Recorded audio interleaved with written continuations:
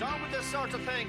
Careful now. What is up everybody and welcome back to another video. In today's video we're going to be going through my team selection ahead of Game Week 29. After yet another boring international break, I'm looking forward to finishing the FPL season off on a high. There's only 10 game weeks left until the end of the season, so it's all to play for now. Game Week 29 will see me bench boost, so I'll talk about that later in the video. If you do find this video helpful, then please do drop it a like, subscribe to the channel, and also let me know down in the comments below what your plans are ahead of Game Week 29.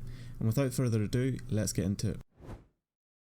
Starting off with my goalkeeper for Game Week 29, we have Kepa, who faces off against Aston Villa and Liverpool at Stamford Bridge. With Chelsea having both their double Game Week 29 fixtures at home, Kepa is a perfect option to start with in nets. The bookies odds give Chelsea a 43% chance of keeping Aston Villa out and a 25% chance of keeping out Liverpool. These odds are useful and certainly present the chance for at least one clean sheet over the next two fixtures. Whilst the goalkeeper position hasn't had to be a decision of mine this week due to me bench boosting, I would still have started Kepa as his clean sheet odds are a lot better than Raya's. Owning Watkins this week puts me in a slightly difficult spot for this particular fixture, but I'm hoping that the other fixtures can make up for it.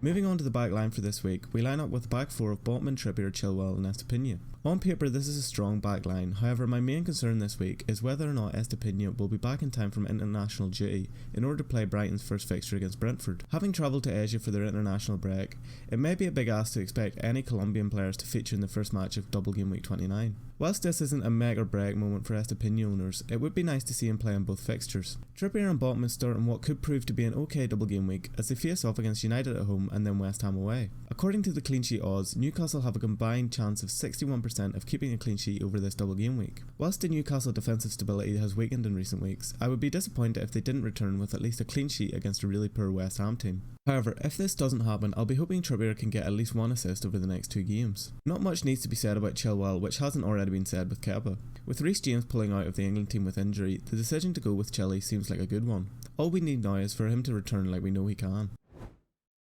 The midfield for this week sees Rashford, Maddison, March and Mitoma all line up in what I'm hoping to be a points galore midfield for Game Week 29. Having been on the wrong end of the Brighton mids in recent weeks, I'm really hoping that my luck will turn in Game Week 29. However, Mitoma may be a doubt for the first game due to travelling to Japan for the international break. Due to this being the case, I would recommend managers stay away from captaining him and instead consider someone like Maddison, who currently has the armband in my team. With Leicester facing off against Palace away and Aston Villa at home, Leicester arguably have some of the best fixtures of the double game week. With Maddison also making his full England debut during the international break, he's bound to be full of confidence, which I hope he will carry into this double game week 29. Rashford is an obvious starter for this week due to the form he has been in all season. Whilst he did pull out of international duty due to injury, I would be surprised if it would stop him playing both fixtures in the double game week. Some of the small issues in my midfield is another reason as to why it's extremely important to pay attention to manager press conferences in order to gather the knowledge you need in order to make the best decisions possible. Lastly, the attack for Game Week 29 sees Watkins and Tony line up together in what could be Tony's last appearance in the team for this season. With Tony's ban expected to be implemented in the coming weeks, it is unlikely that I will own him after double Game Week 29. This is also another reason as to why I'm really hopeful that he can finish the season with a bang as he faces off against Brighton and Man United away.